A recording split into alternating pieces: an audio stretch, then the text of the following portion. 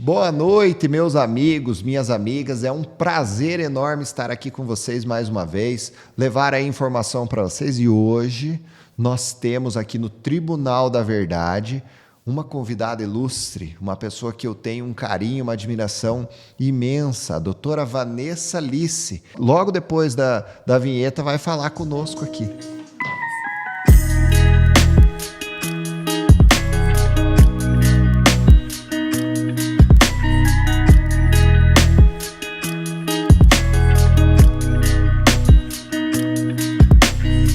Hoje eu tenho a honra de apresentar aqui a minha convidada, a doutora Vanessa Lisse, delegada de polícia, atuou por diversas vezes na Delegacia da Mulher, e eu digo que, além de ser uma grande amiga, ela é uma companheira de luta, é aquela que esteve lado a lado comigo, eu lado a lado com ela, né? Porque a importância certamente maior é dela nessa investigação, e atuou de forma firme em todos os casos de feminicídio em que eu estive participando. Doutora Vanessa Lisse, quanto tempo a gente não conversava, e é um prazer enorme receber a senhora aqui para a gente falar aqui de vários casos, né, de uma série de questões relacionadas à sua profissão, ao feminicídio, à violência doméstica, né? Quase não tem lá, doutora, na violência doméstica na delegacia? Não, quase não tem. Então, doutora, é um prazer estar aqui com o senhor, como o senhor referiu-se bem, quanto tempo não conversávamos, né? Passamos uma época aí quase que atuando todos os dias juntos nos casos de feminicídio. E depois deixei a delegacia, né? Não estou mais na Delegacia da Mulher, mas continuo lutando por essa causa, que é o combate ao feminicídio, assim como o senhor. Isso mesmo. E a doutora Vanessa Lisse tem a competência aqui confirmada, reafirmada.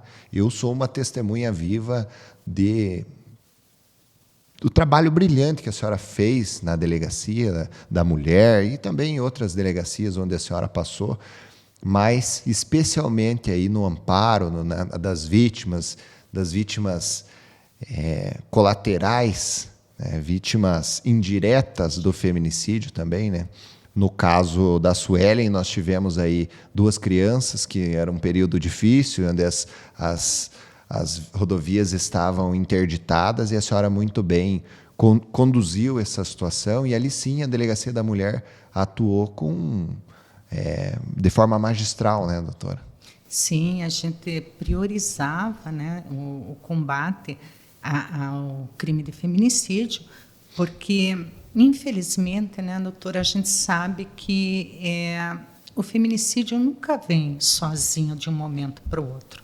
A mulher é vítima de um relacionamento tóxico, que vem imbuído de violência, seja ela moral, psicológica, sexual, patrimonial, física, né? Vem durante todo o tempo de convivência, esse relacionamento apresenta sintomas desse tipo de violência. E, infelizmente, muitas vezes, na maioria dos casos de feminicídio que eu atendi, a gente percebe que a mulher não dá atenção para esses sinais. Tanto isso é verdade que foram pouquíssimas vítimas, nos casos que eu atendi, que contavam com registro na polícia ou com medida protetiva. Na grande maioria, as nossas vítimas sequer registraram a ocorrência junto à Delegacia da Mulher. Saiba que aqui no escritório, doutora, ontem ainda falava em um programa em que eu participei como convidado, de um caso em que eu atendi uma mulher, e eu tenho aqui um questionário mesmo que é utilizado na delegacia, né, de risco, e acrescentei algumas outras nuances ali do feminicídio, com base aqui na minha experiência, e eu dizia para ela que a sua chance de morrer nas garras do seu marido é enorme. Ela relatou a mim um episódio em que o marido coloca o revólver na boca dela. O que falta, doutora? Só puxar o gatilho, né? Não falta nada para ela morrer, não falta nada. Eu disse a ela, é muito provável que ele vá te matar em um desses episódios, que ele frequentemente tem chegado em casa, por qualquer que seja o motivo, às vezes por uma comida fria, ele discutia com ela, brigava, agredia ela. Mas ela não acreditava naquilo. É verdade, doutor. E uma oportunidade eu recebo ela aqui novamente. Ela se sentiu muito grata porque eu atendi ela numa situação de muita vulnerabilidade. Eu junto com a Mari, do Ressignificando Rosas, lá de Araucária. Atendemos ela juntos. Então ela se sentiu muito grata. Às vezes ela vem aqui no escritório e eu pergunto para ela, e aí, como é que está a sua vida? Pois é, doutor, eu resolvi aceitar o meu marido de volta, resolvi aceitar. E ela não acredita que ela é uma vítima em potencial. Infelizmente, a mulher não tem essa consciência de que corre esse risco. Não se coloca no lugar de uma vítima. Na delegacia, eu atendia muitas mulheres que diziam, na hora que elas percebiam que o seu companheiro iria permanecer preso, elas queriam voltar atrás. E o doutor sabe que determinados crimes já não dependem mais da anuência da mulher para que seja efetivado o procedimento, como a lesão corporal. Incondicionada. Então, essas vítimas diziam, não, mas ele não é ruim para mim, ele é bom para mim. Ele só é ruim quando ele bebe. Consome bebida alcoólica, que, aliás, está quase que em todos os casos presentes. Aí a gente pergunta, mas e quando ele bebe? Final de semana? Não, todo dia. Então, o senhor veja que há uma sequência, há uma e a tolerância. Mulher, exato, né? E a mulher não toma uma atitude. A mulher não se vê como uma vítima em potencial do feminicídio. Ela acha que ele pode mudar, ela acha que ele pode melhorar, e, na maioria das vezes, isso não acontece. Eu tive uma situação, doutor, que a vítima foi retirada de dentro do seu local de trabalho, foi levada até um local onde vendia droga, para que ela comprasse a droga para o seu companheiro. Ali ela tinha pouco dinheiro, pôde comprar uma pedra de crack, e aí ele, não satisfeito, ele começou a espancar essa mulher. Ela teve fratura de maxilar, ele tentou esganar com o cinto, né? Ela chegou a desacordar, ela teve fratura de tornozelo, fratura de costela. Então, ele arrebentou essa mulher. Na noite que isso aconteceu, eu fui ouvi-la no hospital. Ela foi hospitalizada, passou por cirurgia. E, naquele momento, ela dizia, eu quero justiça, porque o que ele fez foi uma tentativa de me matar. Não tenho dúvida disso. E eu quero justiça. Naquela noite mesmo, eu, com base na filmagem que eu fiz e no depoimento da filha, eu já pedi a prisão desse companheiro, né? Entrei já com pedido no plantão, já fiz todo o procedimento. Passado alguns dias, ele foi preso. Passado alguns dias, essa mulher vem depor na delegacia, já em situação de alta, né? Andando de muleta, toda cheia de hematomas. Aí ela disse para mim que ela não queria que fizesse nada contra ele, porque a culpa foi dela, porque ela não tinha mais dinheiro para manter o vício do companheiro. Então, o senhor veja, ela ainda se culpa pela agressão que ela sofreu. E, naquele momento, eu disse para ela, a polícia não pode fazer nada para que ele não seja responsabilizado. Muito pelo contrário, a lei assim determina. Mas o que eu posso fazer é lhe orientar e lhe avisar que a senhora é uma vítima potencial de um feminicídio, porque da próxima vez ele vai lhe matar.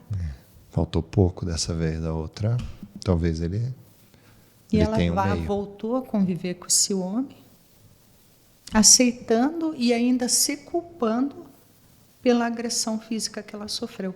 E assim como ela, e uma agressão bárbara, sabe, assustadora. Ela deu vários pontos nas pálpebras, na boca, porque o cinto, quando ele tentou enforcá-la, o cinto arrebentou e a fivela deu na boca. Ela tinha vários pontos, sabe? Então, foi uma coisa assim, bem horrível de se ver. E ela aceitou. Então, é importante, né, que essas mulheres se conscientizem do risco que correm ao conviver com uma relação tóxica com um companheiro agressor, seja agressão física, seja moral, seja psicológica, né? Isso acaba levando ao feminicídio, sem dúvida alguma. Sem dúvida. E eu percebo aqui, e a senhora tem também essa percepção, que a medida protetiva, na maioria dos casos, eu não tenho um número, mas imagino que mais de 90% dos casos, ela é eficaz, doutora. Sim. Sem dúvida alguma. Porque, até certa forma, doutor, a mulher tem uma garantia, ela tem uma segurança. Por quê? Porque se ela conta com uma medida protetiva, se esse companheiro agressor se aproximar 200 metros dessa mulher, ela tem como acionar a Patrulha Maria da Penha, ela tem como acionar a Polícia Militar 190. e ela pode dizer, eu tenho medida protetiva e ele está se aproximando da minha casa. E aí o destino é a prisão, né? Sim, ele é preso em flagrante. Ele é preso em flagrante. E muito provavelmente ele terá uma preventiva decretada e, no mínimo, responderá por todo o processo em cárcere. Sim, é convertida essa medida protetiva em prisão preventiva. Né? Ele é autuado em flagrante naquele momento. Então, há uma segurança para essa vítima. Então, e a gente percebe, doutor, que na grande maioria das vítimas que tem medida protetiva, não se chega ao feminicídio. Dos casos que eu atuei na Delegacia da Mulher, foram 3 anos que eu estive à frente da Delegacia da Mulher agora, né, por último, a gente percebe que dos casos de feminicídio, nós tivemos uma única vítima que contava com medida protetiva, que foi até por coincidência um caso que o senhor atuou, exato, né? No caso de feminicídio, de assistente da acusação ali, foi o caso da Suelen, né? Os demais, a vítima não contava com medida protetiva e nem sequer com registro na delegacia de boletim de ocorrência. Eu considero esse como sendo um caso atípico, não só pela medida protetiva, mas pelo desenrolar das coisas, né? Ele um homem poderoso, né? Muito inserido, enraizado na sociedade, também advogado criminalista, articulador, né? Articulador, um excelente orador, facilmente consegue convencer as pessoas, né? E então ele acaba manipulando toda a situação, criando uma oportunidade, porque ela estava em outra cidade, eles eram do interior de Prudentópolis, né? Ele cria aquela oportunidade, descobre onde as crianças estão, como um ex-investigador, sabia muito bem, né, o passo a passo da investigação, e vai até a frente da escola e tira a vida dela, né? Então, é diferente de outros casos de feminicídio, onde talvez a oportunidade surja na relação. Esse não, é um crime muito bem articulado. Totalmente, ele premeditou, tanto que, na época, na investigação, a gente percebe que ele comprou um carro em nome de terceiro poucos dias antes, né, do crime. Sim, sim. Ele já estava com roupas dele e do neto também no porta-malas. Então, houve toda uma premeditação nesse crime, sem dúvida alguma. E esses dias ainda, doutor, eu estava ouvindo... Existe um inquérito que apura essa situação da compra do veículo, porque ele adquire esse veículo de favorecimento pessoal e estelionato, se não me engano. São os tipos que são investigados nesse inquérito. Então, são ouvidos ali os vendedores da loja onde ele adquiriu. E aí um vendedor diz, olha, nós achávamos até que ele estava passando para nós, que era um Cronos preto que ele tinha, ele deu como entrada e pagou a diferença em Pix. Nós achávamos que ele estava passando para nós um carro com problema. Então nós investigamos muito esse carro, porque ele queria fazer isso rápido. Ele queria fazer isso porque pressa. Ele dizia pro vendedor que tinha um cliente para atender em Curitiba. E aí um outro vendedor diz o seguinte, eu achei muito estranho esse senhor, porque ele veio perguntar para mim se eu era casado. E eu disse, não, eu sou casado. Ele falou, você só vai conhecer a tua mulher quando você se separar. Então, além dele estar preparando o crime, quase que como um sociopata, um psicopata, ele estava com aquilo internalizado, né? E vivendo aquilo, né? Aquilo estava no dia a dia dele, em todas as ações dele, né? Então, isso também dá aí é o indicativo de que foi uma premeditação muito bem detalhada, né? E isso já vinha ocorrendo, doutor, me corrija se eu estiver errada, mas no meu entendimento isso já vinha ocorrendo desde Prudentópolis, né? Essa perseguição em cima da vítima. Né? Ele a seguia, ele parava em frente da residência, ele usava vários veículos, né? Isso mesmo. Foi então que ela resolveu vir para Curitiba para fugir daquela situação e começar uma vida nova aqui. Isso. Daí ele, não contente com isso, né, investigou, começou a ver a melhor forma de localizá-la através das crianças e assim o fez para cometer o feminicídio. Exato. O primeiro boletim de ocorrência que ela registra é justamente uma ameaça de morte, como ela mesma relata que eram constantes. Que eu te mato facilmente, ele dizia para ela. Para eu te matar é daqui para ali. Inclusive, ela relata isso no boletim de ocorrência. É daqui para ali. E fez uma arma com a mão, assim, encostou na cabeça dela. Então, para eu te matar é daqui para ali. Então, esse foi o primeiro boletim de ocorrência, que ela não faria, não fosse pela... Não sei se a senhora se recorda disso, não, tio? Não fosse pela irmã. Pela irmã que insistiu. Para mim, ainda fico até tocado de falar nisso, porque no dia em que ela foi ouvida lá na delegacia, ela chora muito, né? Quando vai falar isso, ela se sente culpada, ainda se sente culpada, porque foi ela quem convenceu a Suelen a fazer o boletim de ocorrência, né? Relatar o boletim de ocorrência por conta dessa situação. Mas veja, doutor, se a Suelen não tivesse feito o boletim de ocorrência naquela ocasião, isso não teria feito que o autor, o Jânio, se desistisse dessa ideia, porque ele estava com uma verdadeira fixação nisso. Isso. Né? É aquela máxima que a gente vê, né, nesses homens que acabam cometendo o feminicídio. Não vai ser minha, não vai ser de mais ninguém. A gente ouve isso. Né? Então, eles não aceitam a perda da posse, da propriedade dessa mulher. Ele não quer saber se ela gosta dele ainda, se ela quer ter uma vida nova. Não, eu perdi, e isso aconteceu muito claramente com a Suelen, porque ela tinha uma dependência, inclusive financeira dele. Muito. E a partir do momento que ela começou a ganhar uma profissão, que ela começou a estudar e se preparar para ter a vida dela, uma vida com maior liberdade. E caiu a ficha dele que ela ia... Foi daí que ele começou, então, a persegui-la.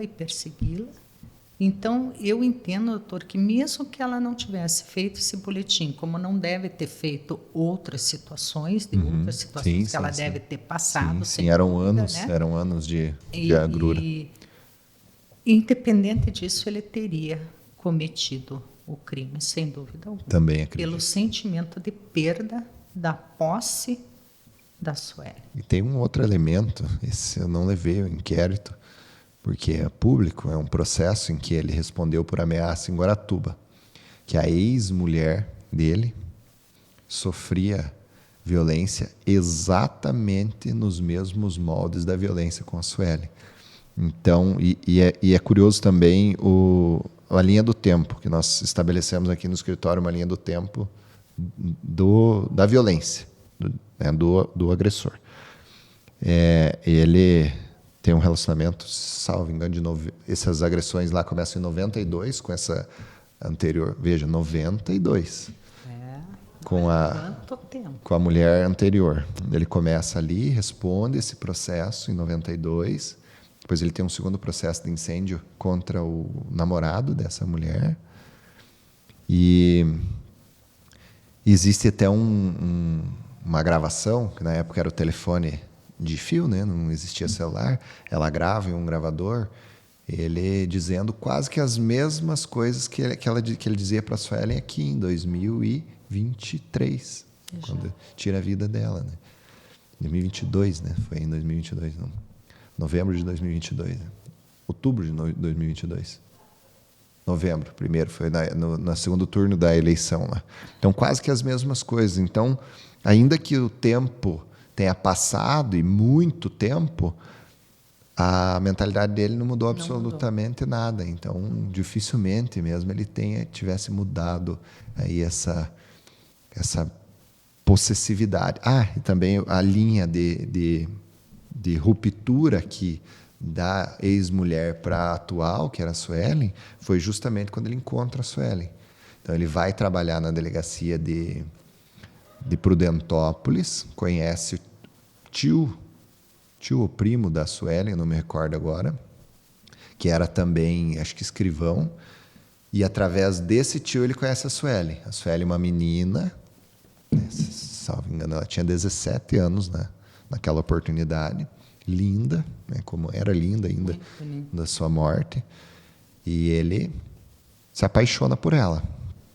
E aí, quando ele se apaixona por ela, é que ele deixa de lado, entre aspas, a ex-mulher. Ou seja, perdeu o interesse aqui, agora vou me interessar aqui. Daí começa todo aquele trabalho de anulação da pessoa agora para com Exatamente. a Suelen. Só mudou a figura, né? Só mudou a figura. A coleira era a mesma. Exato. Então, infelizmente, nós temos aí uma violência se repetindo nos casos e que parte de um agressor contumaz, né? Que uma pessoa que dificilmente muda. Eu tenho usado também, doutora, o violentômetro, né? A doutora usou também na delegacia, nas palestras que a senhora dá. E quando falo do violentômetro, eu vou até o vermelho. Ali ainda existe a possibilidade de conversar com o agressor. Depois disso, tem alguma chance, doutora? Não, porque a partir dali ele perde o controle, se perde o controle, e aí não tem mais o que a gente possa só tirá-lo do circuito ali, né? Só tirando do circuito. Então, é por isso, doutor, que a gente orienta muito essas mulheres, muito, muito, muito, né? Para que tenham atenção nesses relacionamentos, né?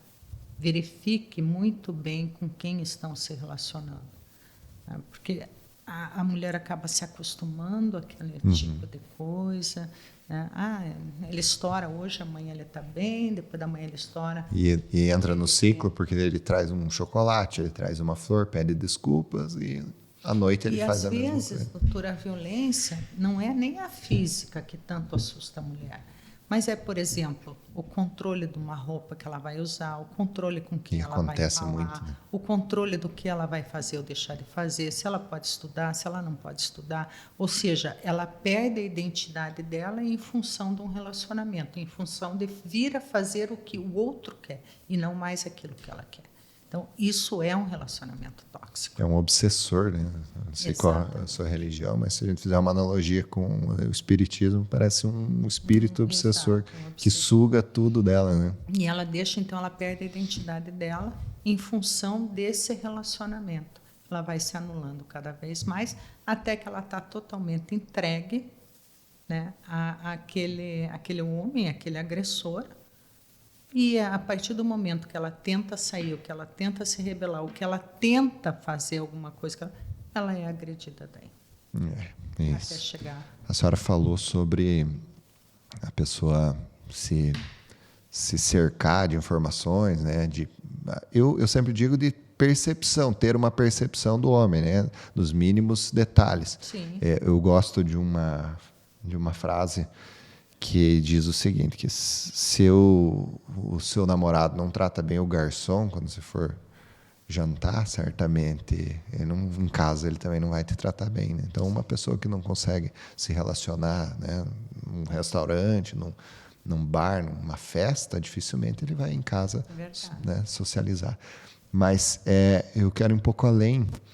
Nós temos hoje uma restrição muito grande sobre as informações daquele agressor, né? Ontem ainda falava sobre isso. Se nós buscarmos hoje, sei lá, nos sistemas, Jus Brasil, né, Projude, né, consulta pública, sei lá, a gente nunca acha nada de um agressor, né? Tudo tem uma limitação. E eu vi uma resolução do CNJ em que eles passam a tentar uniformizar aqui a publicidade dessas ações, especialmente ações de violência doméstica e feminicídio. que você acha, doutor? Você acha que nós devemos dar publicidade a essas ações ou devemos esconder aí em prol da intimidade desse casal ou principalmente do agressor? Veja, doutor, a violência doméstica, o autor da violência doméstica, nós não corremos risco de estar enganados quanto à autoria, né? É ele, porque ela reconhece como sendo, não tem como fazer uma investigação para descobrir quem é o autor. É aquele autor da violência. A mulher mesma fala. Então, diante disso, não há como estar ocorrendo um erro, né? Na minha opinião... De autoria, né? De autoria, né?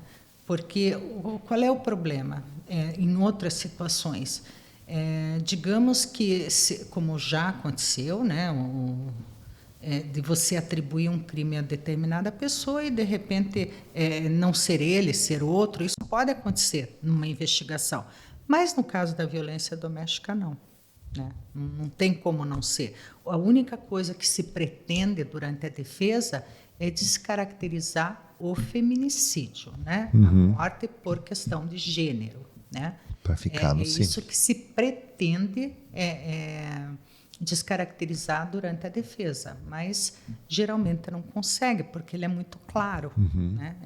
O feminicídio as razões ficam muito claras no tem homicídio como contra a mulher. Descaracterizar. Mas quanto à autoria, não se tem como errar.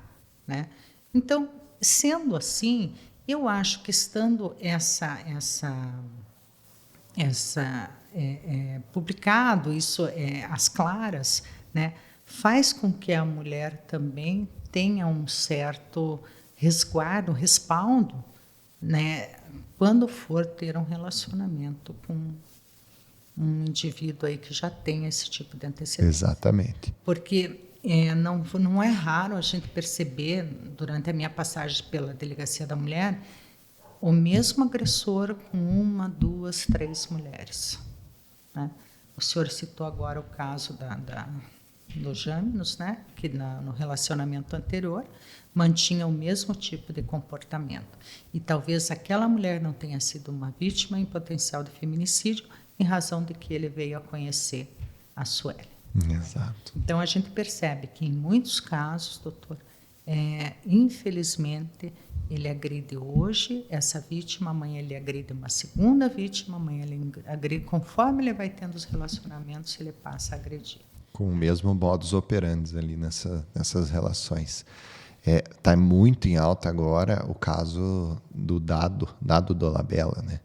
E a esposa está no BBB, a Vanessa Camargo. Não sei se é esposo, é companheira. E a Luana Piovani já denuncia ele há um bom tempo. Que parece que ele teve no mínimo 4 casos com mulheres diferentes onde ele agride, inclusive a Luana Piovani. Né? Então, nesse caso, nós temos publicidade pela força que a Luana Piovani tem, né? Pela expressividade dela nas redes sociais, né? Na TV, né? Ela é uma atriz consolidada, mas infelizmente as mulheres, né? meras mortais aqui, né? Não conseguem ter acesso a essas informações. Mas veja, doutora, olhando por esse lado, né? A atual seria a Vanessa Camargo. Mesmo sabendo de todos esses históricos, ela está com ele. Então, ela acredita que com ela vai ser diferente. Vai ser diferente, que é o amor da vida dela, o amor da vida dele. Né? Pois é. Só o tempo para responder, né? Exatamente. Mas aí, assim, é o risco que ela escolheu correr, né? Hoje nós vemos que a mulher está às cegas, né? Vai ter um relacionamento às cegas, porque ela não tem acesso a informação nenhuma. Eu atendi um caso de feminicídio tentado em Juiz de Fora, Minas Gerais, em que o cidadão tinha tirado a vida da mulher na frente dos filhos, 2 filhos. Uma mulher linda, uma morena linda, que se relacionava com ele a facadas. Minha cliente, ele bem mais velho do que ela uma menina linda, uma moça jovem, linda, se relacionando com ele, adivinha como ele fez? Facadas novamente. Ele já havia cumprido quase, faltava acho que 1 ano para ele cumprir a pena do primeiro feminicídio, ele desfere facadas. Ela teve a sorte ainda de não morrer, mas foram 7 facadas. Não morreu por Deus, doutora. Não morreu por Deus. Mas talvez se ela tivesse tido acesso a uma informação, não depois do relacionamento consolidado, onde eles já tinham filhos, foi quando ela descobriu o processo, mas tivesse tido acesso antes, talvez ela tivesse escapado dessa situação, né? É verdade. Tive também aqui em Curitiba, recentemente, no final, em dezembro, um caso de feminicídio no Alto Boqueirão, em que uma senhora cabeleireira, não sei se a senhora chegou a ver isso na mídia, cabeleireira, 58, parece, 58, ou 68, parece. 68 anos de idade, se relacionava com um senhor também, de 60 e poucos anos. E idêntico, ele já havia atirado uma mulher em Bocaiúva do Sul, responde ainda esse processo, não foi condenado ainda, e com ela tirou a vida dela com facadas. E o senhor veja aí. 4 facadas. Então, o canalha ele envelhece também, né, doutora? Ele não está lá só no jovem, né? Está também numa idade mais avançada, infelizmente. Então, talvez se tivéssemos aí mecanismo para encontrar informações, né, sobre uma pessoa, talvez fosse uma forma de evitarmos, né? Pelo menos seria uma forma de orientar essa mulher, né? Se ela quiser continuar, ela está sabendo quem ela vai ter ao lado. Exatamente, por sua conta e risco, né? Pois é. É, isso. Agora eu queria falar com a senhora também de uma outra situação. Eu tenho estudado bastante sobre isso já há algum tempo, né? Tenho tido imerso nessa situação de violência doméstica, de feminicídio, e há um fenômeno também muito presente, mas pouco conhecido nas relações de violência doméstica, que é o backlash, né? O homem, logo após o boletim de ocorrência ou logo após o processo judicial, ele passa a ter uma revanche contra a mulher, né? Isso, a senhora encarou isso em algum momento na delegacia, né? O homem tentando realizar boletim de ocorrência ou usando um processo judicial de guarda, visitas. Sim, isso é muito comum, doutor, muito comum mesmo. Inclusive até junto à delegacia, né? Então muitas vezes não, eu quero registrar também contra ela. Eu também fui vítima dela, né? Ela que avançou em mim. Ela que avançou. E alguns até, em defesa, a mulher acaba criando uma lesão, alguma coisa assim, e eles se acham vítima de violência também. A mulher com a cara arrebentada e o cara com um risquinho aqui no braço. Isso é muito comum mesmo. E não raro eles saem dali e vão registrar no distrito policial, porque quando eles se acham vítima, o registro deles não é junto à delegacia da mulher, né? É no distrito policial da área do fato. Aí eles, então, pegam toda aquela documentação, BO e tal, e trazem para juntar ao processo da delegacia da mulher. E vou lhe dizer mais uma. Alguns casos, eles sequer apresentam lesões, mas lá, quando eles vão fazer o registro, eles apresentaram as lesões. Aí ele está rasgado de faca, tá? Então, eu já vi acontecer, que eu conversei pessoalmente, ele não tinha lesão nenhuma, mas daí ele chega lá apresentando lesões, dizendo que foi agredido pelaquela vítima. Recentemente eu também tive um caso em que o feminicida tira a vida da mulher e ele já não tinha mais contra quem, preso, né? Não tinha mais contra quem desenrolar essa revanche. Ele vai nos familiares. Defendia a irmã de uma queixa-crime por calúnia, injúria, calúnia e difamação, tá, o pacote completo. Absolvemos ela. E ele passa, então, a ajuizar reparação de dano. Porque já não tinha mais a mulher, né? Agora ele está preso. Agora ele passa a ajuizar reparação de dano. Contra a família. Contra mim, representações na OAB. Ele pode perder. Né? Exatamente. Ele tem que ganhar de alguma forma. Exatamente. Né? Certamente. Aquele sentimento que eu comentei com o doutor no início. Ele perdeu a mulher, ele matou a mulher. Perdeu. Né? Não vai ser minha, não vai ser de mais ninguém. Agora vamos aos familiares, que eram aqueles que apoiavam, e qualquer um, até o advogado, né, que prestava o apoio à mulher. Então, todos englobam. Eu atendi um caso de feminicídio, né? onde o autor dispara 6 tiros no rosto da sogra. Nossa, que crueldade. Mas ele tinha ódio pela sogra? Não, ele viu na sogra a mulher. Né? Porque ele chegou lá e procurou. Onde é que está fulana? Ele disse, não está aqui. Aí ele sai, volta e dispara contra a mulher.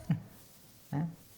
Então, o senhor veja que o que aquela mãe, né, tinha naquele momento a ver com a briga dele. Só tinha uma filha, esse era o defeito dela, só ter uma filha. E nós vamos, em seguida, o próximo episódio, eu vou conversar com um perito. Eu queria entrar também nesse assunto com a senhora um pouquinho, porque a gente atendeu juntos lá o caso da Nayara, né?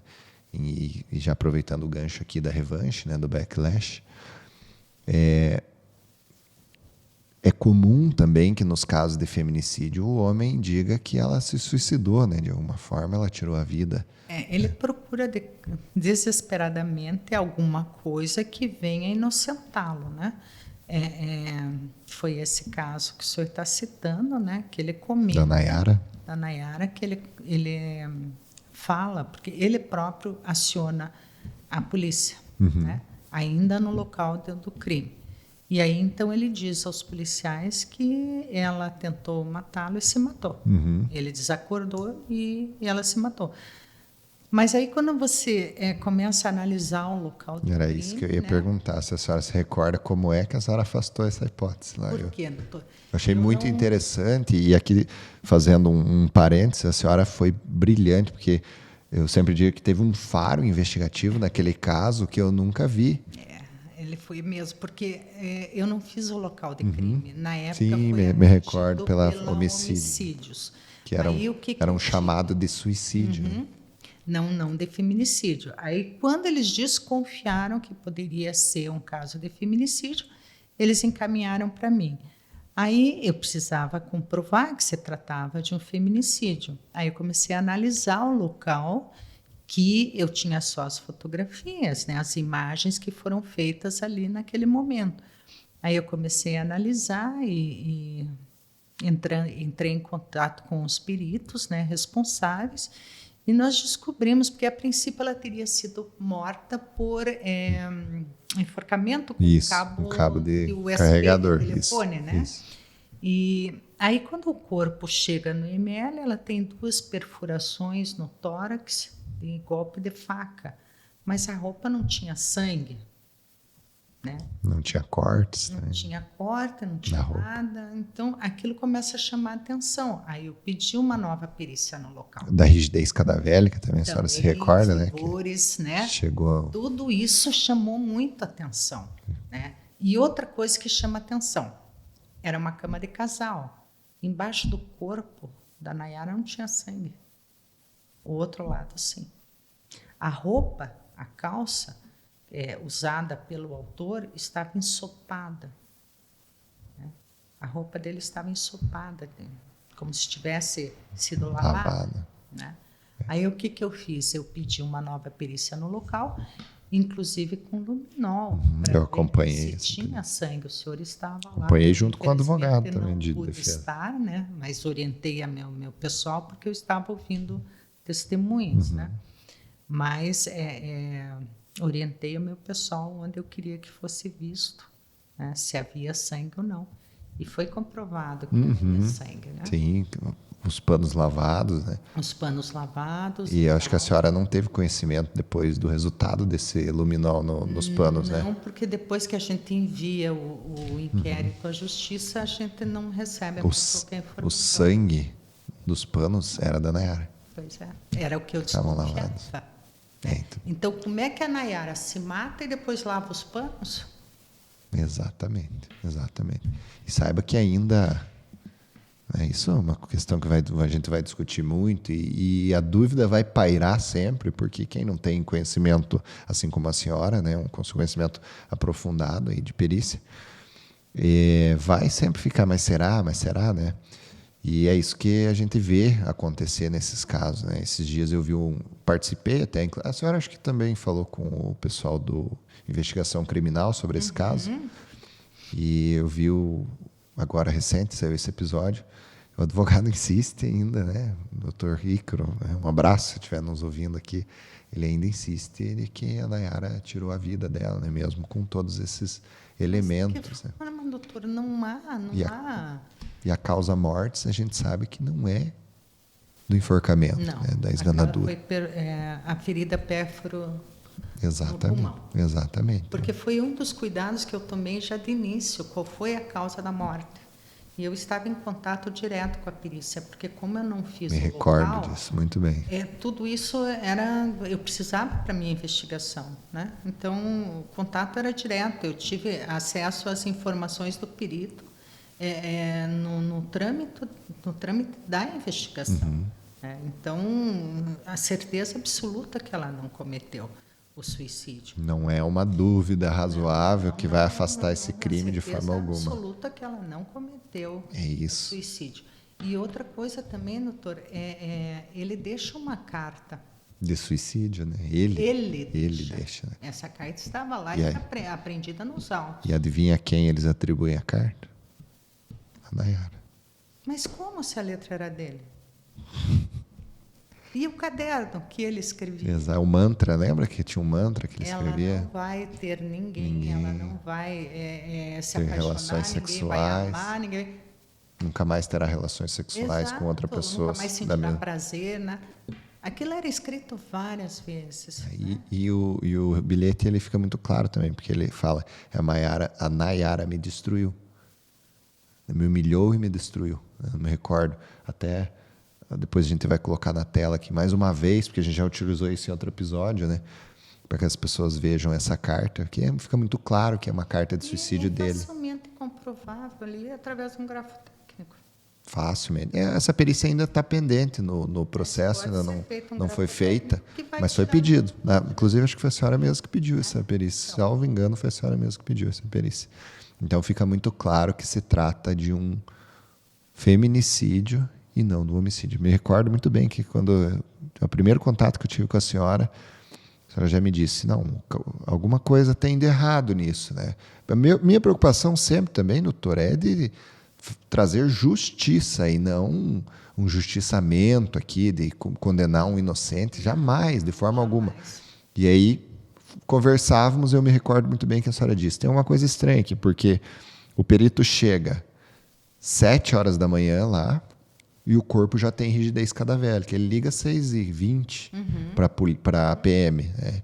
Então, ali havia, no mínimo, 4 horas de diferença entre o achado do cadáver até a morte dela. Né? Então, ali que eu vi que se desenrolou, a senhora fez brilhantemente ali os pedidos de perícia complementares, né? E hoje nós temos, como a senhora disse, né, eu chegaria a esse ponto, a certeza de que o Luiz Fernando tirou a vida da Nayara a golpes de faca. E o cabo de USB, na nossa percepção, ele serviu apenas para apagar ela, né, para tirar a consciência dela. Né? Porque ela não tinha nenhuma lesão de defesa. Isso também me chamou a atenção. Isso, é verdade. Geralmente numa briga, numa tentativa de faca, de feminicídio com arma branca, com uma faca, a vítima procura se defender, ou põe a mão na frente, ou o braço, ou vira, né? A gente percebe que não havia. Então, talvez com o cabo ele tenha desacordado com ela, né? Ele não quis falar, né? Um direito dele, não quis ser interrogado. Por isso que a gente diz talvez, né? Mas a gente percebe que e o laudo confirma, que o que efetivamente levou a Nayara ao óbito foram os golpes de faca. No tórax, no peito, né? Isso o laudo é bem claro. Conclusivo, né? Não há dúvida nesse. Com relação nesse ao sentido. enforcamento com o cabo. Mas ela pode ter sido desacordada com isso, sem dúvida alguma. Com o cabo, né?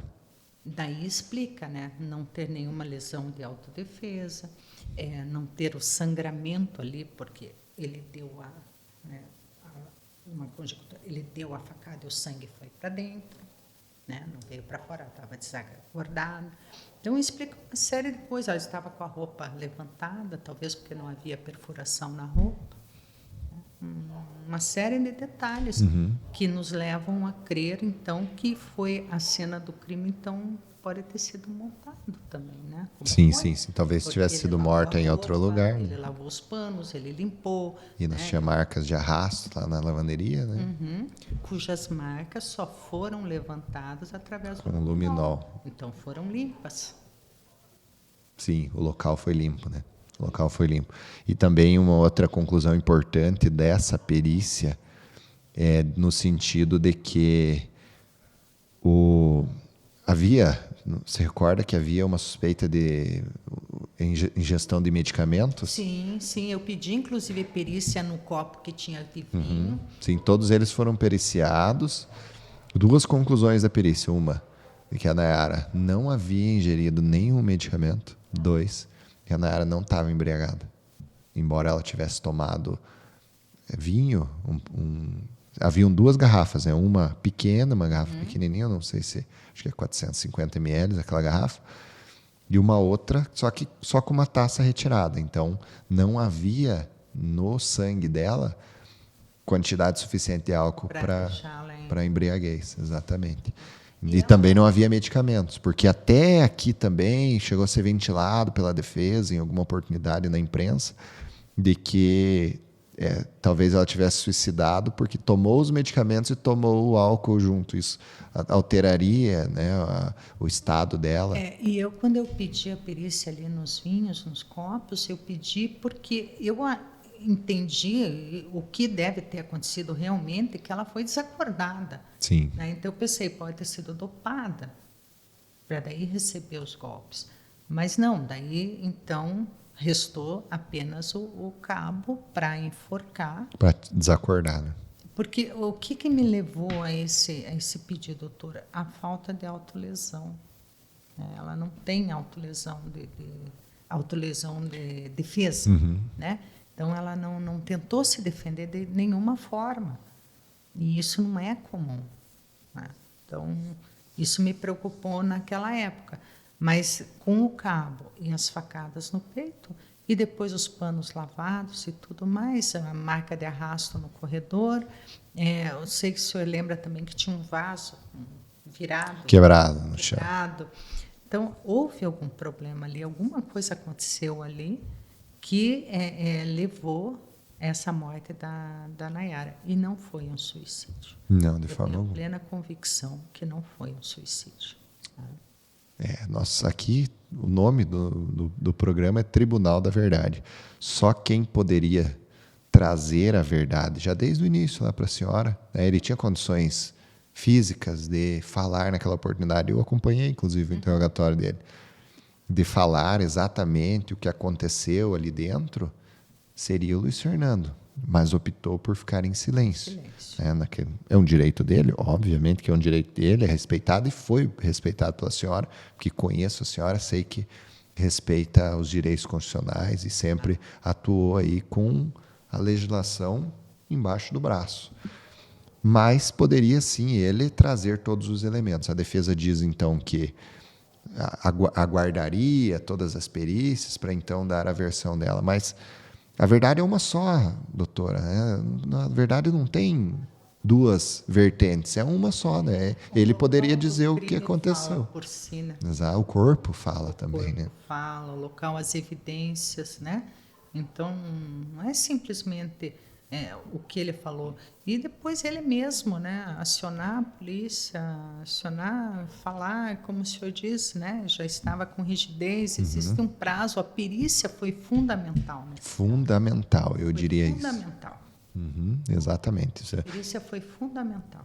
E eu confesso que eu nunca havia acompanhado, já tinha visto laudos, né, de perícia com luminol, mas nunca havia acompanhado uma perícia.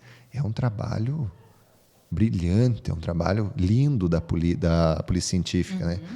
Eram 3 agentes naquele momento, e eu me recordo que a gente chegou ali em torno de 7 da noite e saímos já a Denise com Carneiro. Exato. A Denise e E eu não me recordo o nome do perito. Acho que não era Adilson. Brilhante. Foi feito um trabalho. Não conversa muito, não conversou nem comigo. Não, mas não pode eu tento conversar. Eles ele estão fica em ali para silêncio. levantar as evidências, né? As provas, e realmente foi muito bem feito. Muito bem feito. Né? O que sair daquela perícia, já tem um laudo, né? De extrema confiança, e até porque estava lá também, né? Isso também é uma virtude muito grande da senhora, estava o advogado de defesa e eu como advogado representando a família naquele momento ainda de inquérito policial. Então isso é fundamental até para atestar a lisura de todo aquele procedimento. A gente está ali em busca da verdade. Da verdade, exatamente. A gente está ali em busca da verdade. Então não tem o porquê os advogados de ambas as partes não estarem ali presencial o que está sendo feito. Exatamente. Né? Exatamente. Aquele dia ali no trabalho e depois os contatos com a perícia ali foi fundamental. Fundamental mesmo. Foi muito bem feito. Muito mesmo. Me recordo também. Restam, então, os testemunhos, né, que foram poucos, o senhor acompanhou. Vários, né? Vários. E todos eles falando do que a Nayara vinha passando. Uhum. Né?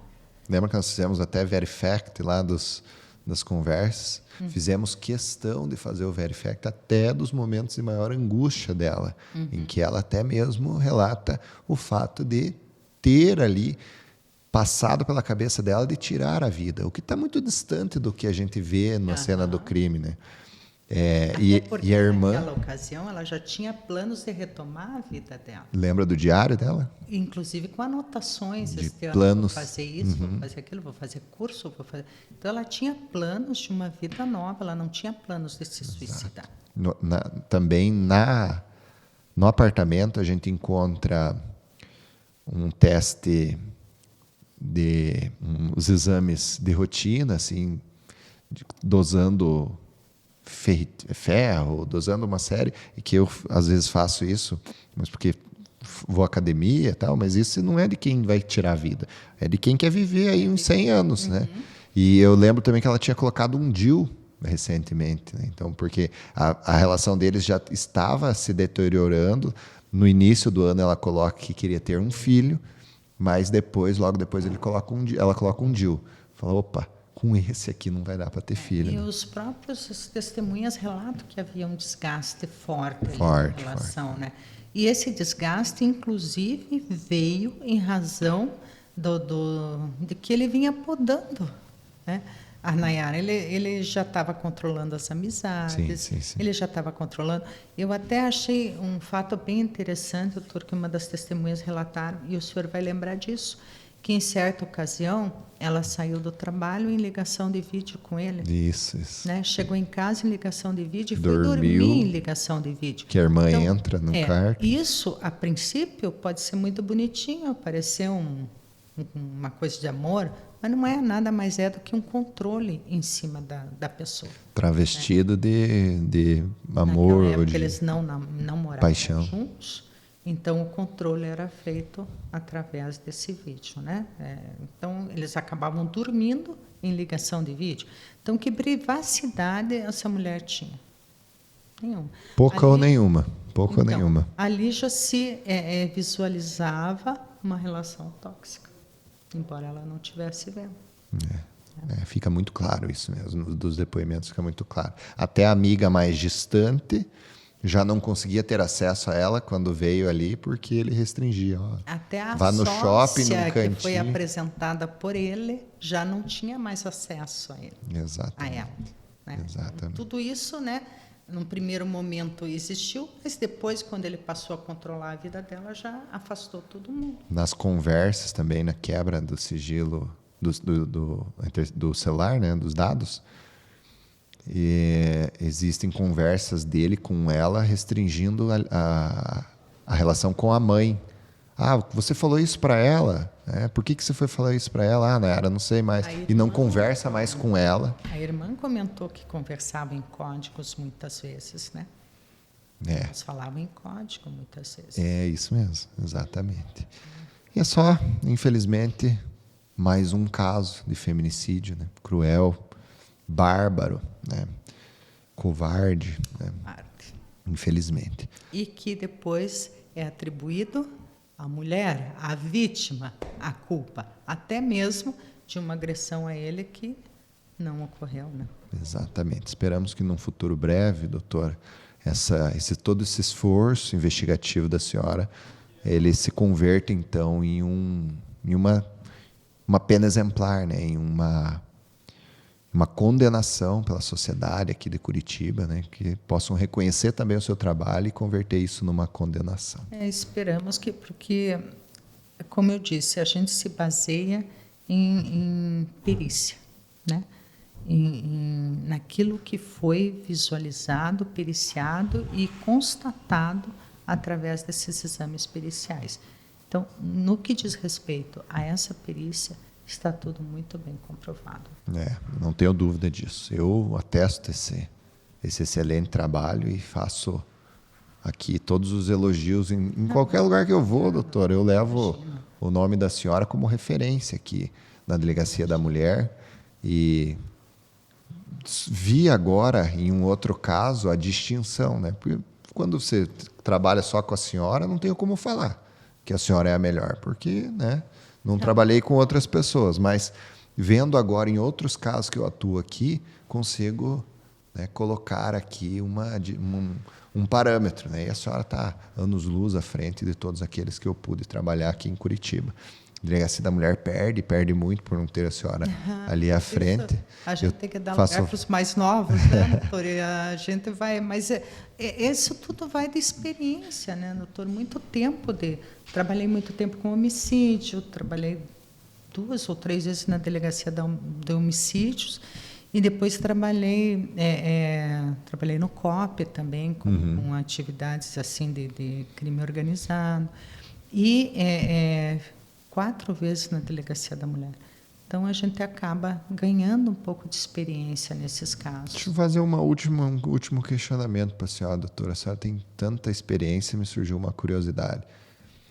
E esse ambiente da polícia para a senhora acha que era um ambiente tranquilo de trabalhar uma mulher, assim, uma delegada? Como é que era? Veja, doutor, tranquilo nunca é, né?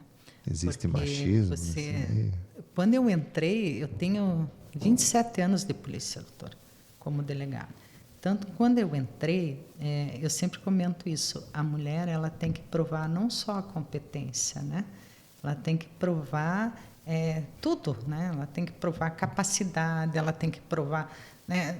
Tem que ganhar a confiança daqueles que ela comanda, né? Então, isso é no dia a dia. E eu, graças ao bom Deus, eu sempre tive isso daqueles que eu comandei, né? Eu fiz grandes amigos na polícia, sempre tive à frente das operações, né? Um policial que trabalhou comigo eu nunca deixei sozinho, né? Isso eu posso falar e aquele que tiver alguma coisa em contrário que diga isso. E o espaço está aberto, doutor. O espaço está aberto, porque foram várias operações, né? E eu nunca deixei um policial meu sozinho. Sempre estive à frente com eles, na linha de frente com eles. Se passaram frio, passamos juntos. Se passamos fome, passamos junto. Se passamos risco, o risco foi para todos. Então, como delegada, comandando uma operação, sempre estive do lado dos meus policiais. Nunca os deixei sozinho, nunca. E me orgulho disso, doutora. Me orgulho porque eu fui uma delegada, fui uma policial, né? Durante esses 27 anos, eu não me aposentei ainda, mas estou prestes a. Mas durante esses 27 anos, a boa parte do tempo eu fui operacional. Então, na investigação de campo, de rua. E me orgulho de ter feito excelentes trabalhos, grandes investigações até de caráter internacional, né? Eu trabalhei em casos como da morte do cônsul de Portugal, os casos das mortes das mulheres de Almirante Tamandaré e tantos outros que tiveram assim repercussão internacional. E sempre me saí muito bem.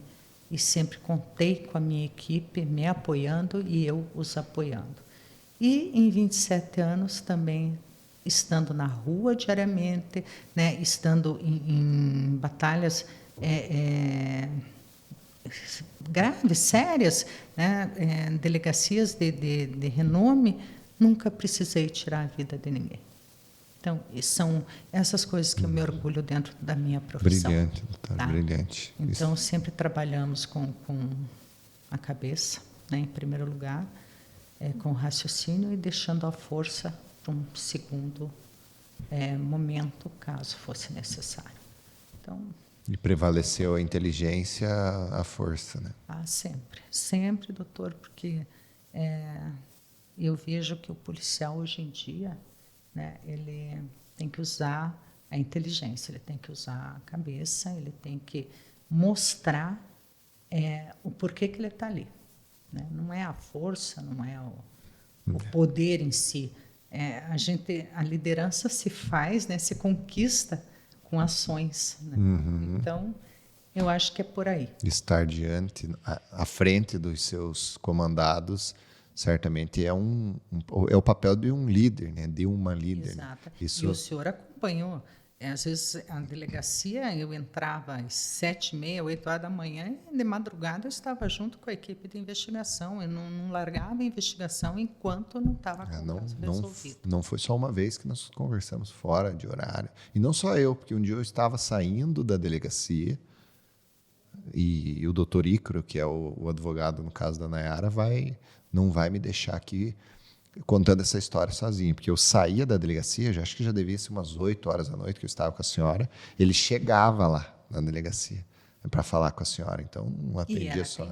Sempre. Eu tive casos que, durante Ano Novo, eu estava lá trabalhando, porque enquanto eu não conseguia resolver, né, não deixava a equipe sozinha, estava sempre junto ali, trabalhando junto. Né? Brilhante, doutora. Doutora, eu gostaria de ficar conversando com a senhora aqui. Assunto nós temos, né, doutora? Uns 2 dias, no mínimo, para a gente discutir vários e vários outros casos. Fiquei curioso para saber do caso do cônsul, das mulheres. Quem sabe numa outra oportunidade a senhora volta aqui para contar esses dois aí para nós. E já vou deixar um convite aqui, doutora. A senhora disse que vai se aposentar recente. Tem uma vaga aqui no escritório para a senhora vir trabalhar. Obrigada, doutor. Se a senhora quiser ocupar, só depende de você. Obrigada. Eu estou aí, ainda tenho uns meses de licença aí, vamos ver, né? Mas a minha ideia é seguir para a aposentadoria, deixar para os mais novos agora essa oportunidade, né, de estar à frente dessas investigações, porque é vocação, sabe? Não tenho dúvida. Eu gosto. Qualquer cargo, qualquer função que você vai exercer é vocação. É vocação. Eu não tenho dúvida que a senhora é vocacionada. Vou dizer para os meus alunos lá do curso preparatório que pensam em ser delegados, o espelho está aqui. Né? Vocês precisam se espelharem em pessoas como a doutora Vanessa Lice. Vocês não falam isso da boca para fora, não, doutora. Não tem porquê também puxar saco da senhora aqui, porque a senhora sempre me tratou bem, desde quando não me conhecia até depois que nos tornamos aí alguém mais próximos. Né? Então, queria te agradecer, doutora, por disponibilizar esse tempo, vir até aqui, deixei a senhora sozinha aqui esperando até antes. Imagina, eu que agradeço essa oportunidade, esse bate-papo, né, falando aí do meu trabalho e do seu trabalho, porque trabalhamos juntos em vários casos. Isso é importante, né, para a gente ver que a busca da justiça, né? Sim, como é que até para as pessoas verem como é que a justiça funciona, né? Porque as pessoas jogam toda a expectativa deles lá no tribunal do júri, que é onde realmente as coisas acontecem, né? Onde sai a condenação, mas ninguém vê o que está por trás disso, antes, né? Né? Exatamente, que existiu lá. Se houve uma condenação lá atrás, esse já fez o trabalho fácil, né? Às vezes o promotor tem um trabalho fácil. Tenho certeza que no caso Sueli e Nayara pega um processo muito bem alimentado de provas do trabalho que a senhora fez. Tantos outros, doutor. Então, certamente, é importante que as pessoas conheçam também um pouco desses bastidores, entre aspas, aqui, né, de um processo judicial. Me despeço da senhora, muito obrigado. Espero em breve reencontrá-la aqui no tribunal ou em outras ações que tenho certeza que a senhora vai participar aí junto comigo, né? A gente está de vez em quando se encontrando em uma coisa ou outra, né? Sim. Como foi na Câmara. E foi um prazer, doutora. Muito obrigado. Eu que agradeço, doutor. Foi um prazer mesmo. E O próximo episódio, então, nós teremos aqui um perito, 2 peritos que vão nos esclarecer aqui meandros da perícia, né? Questões relacionadas à perícia oficial e também à perícia que é contratada, paga, né? Aquela perícia que vem para rebater aí os argumentos da perícia oficial, né? O perito, o assistente técnico, né? E será um papo brilhante, né? O Dr. Francisco estará aqui conosco e certamente nós teremos aí um rol de informação elevado, né? Será brilhante. Muito obrigado mais uma vez, me despeço de vocês e até a próxima. Um abraço.